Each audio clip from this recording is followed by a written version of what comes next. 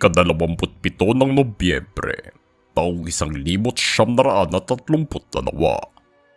Ipinanganak si Benigno Simeon Aquino Jr. o si Ninoy Aquino, isang dating senador at isa sa mga naging tanyag na oposisyon ni dating Pangulong Ferdinand Marcos Sr. sa pamumuno nito noong panahon ng martial law sa Pilipinas.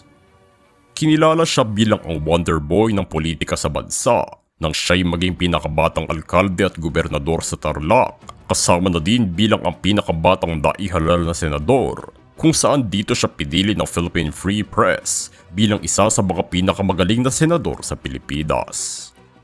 Si Ninoy ang naging katapat ni Marcos sa pagkapangulo dahil sa suporta na kanyang nakuha mula sa pagtuligsa sa administrasyon nito.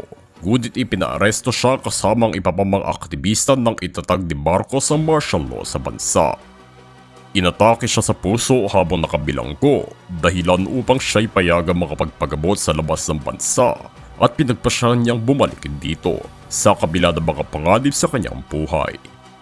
Pinatay siya sa paliparan pagkadating niya sa Pilipinas at ang insidenteng ito ay tuluyan na nag-udyok para maganap ang People Power Revolution na nagpatalsik kay Presidenteng Marcos.